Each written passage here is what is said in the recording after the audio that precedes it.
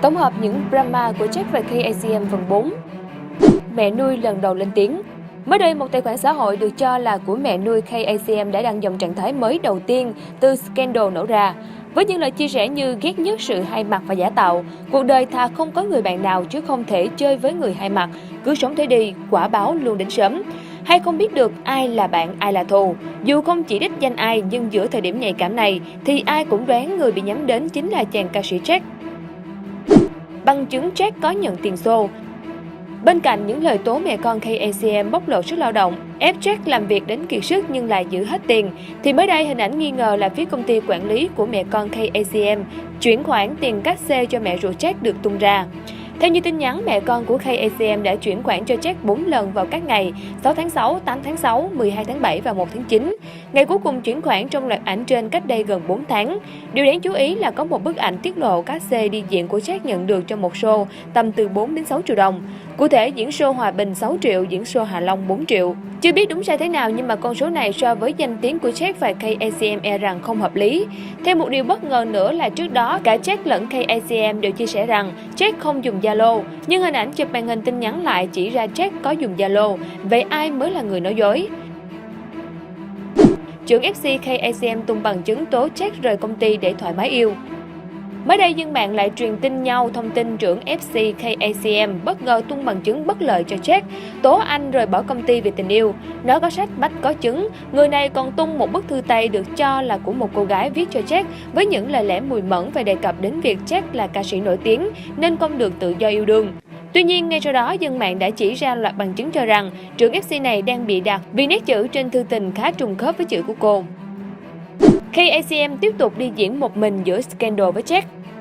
Tối ngày 24 tháng 12, KACM đã tham gia biểu diễn trong sự kiện Giáng sinh ở một trung tâm thương mại tại thành phố Hồ Chí Minh.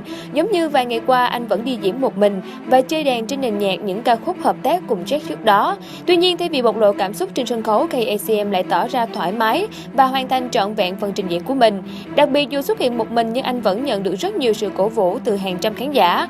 Điều này cũng thay lời chứng minh mọi scandal đều không làm mất đi sức nóng của một nam producer 9X, kể cả khi anh quyết định giữ thái độ im lặng và liên tục bị khui loạt bằng chứng gây ảnh hưởng tới hình ảnh cá nhân. Fan lật lại vụ mẹ nuôi quát ekip VTV giữa trường quay vì KACM.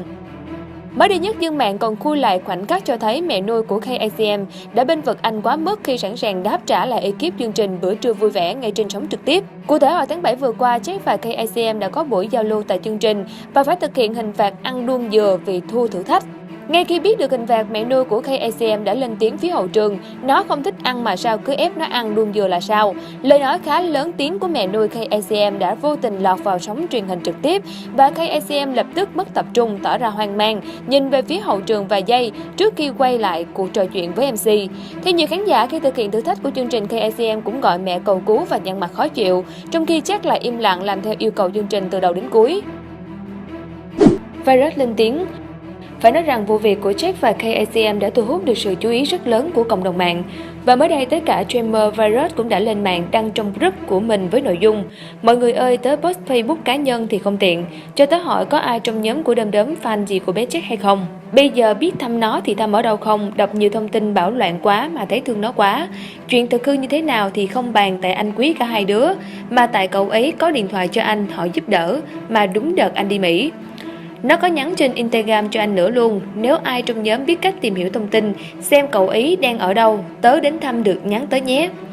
Theo lời Virus, anh không quá quan tâm tới thực hư và tính drama của vụ lùm xùm lần này, vì trên cơ bản anh quý cả hai thằng em Jack lẫn KACM, mà hiện chỉ muốn tìm được Jack để tới thăm, cũng như sẵn sàng giúp đỡ cậu em mình mà thôi. Cũng theo Virus, trong khoảng thời gian anh đi Mỹ tham dự All Star, Jack đã có gọi điện, thậm chí còn nhắn tin trên Instagram để nhờ sự giúp đỡ từ phía Virus. Thế nên anh chàng đành phải nhờ vả các fan tìm ra Jack đang ở đâu để có thể tới thăm. Tuy nhiên, dường như ngay cả các fan của Jack cũng không biết rằng thần tượng của mình đang ở đâu, mà chỉ biết là đang ở viện mà thôi. Hứa Minh Đạt lên tiếng.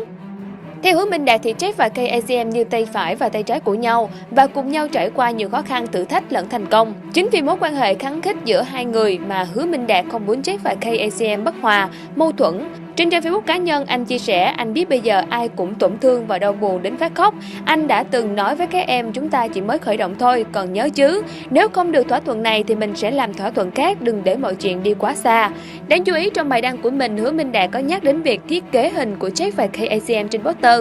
Cụ thể, nam diễn viên cho biết, KACM là tên của một tập thể rất nhiều người, từ hình ảnh, thu âm, truyền thông, hòa âm, phối khí, trong đó có Khánh. Nếu poster để tên là Bảo Khánh, Jack thì chúng ta mới bàn cãi. Tuy nhiên có vẻ như Hứa Minh Đạt có chút nhầm lẫn. KACM là nghệ danh riêng của Nguyễn Bảo Khánh chứ không phải là một công ty, một tập thể. Công ty chung của KACM và Jack là ICM Entertainment. Chính vì vậy, cách mà Hứa Minh Đạt nói về việc thiết kế trên poster của Jack và KACM như vậy là không đúng. Vì hiện tại trên thị trường V-pop thì ít có ca sĩ nào làm poster mà đưa nguyên cả dàn hậu kỳ đông đảo như vậy lên cả. Mặc dù lên tiếng bênh vực và muốn giải hòa cho cả KACM và Jack, nhưng Hứa Minh Đạt vẫn bị bắt bẻ vì không phân biệt giữa cá nhân và công ty. Chúng tôi vẫn đang cập nhật liên tục các thông tin liên quan về chuỗi sự việc này, nên mọi người đừng quên bấm đăng ký kênh của Sài Gòn TV để nhận được thông tin mới nhất nhé!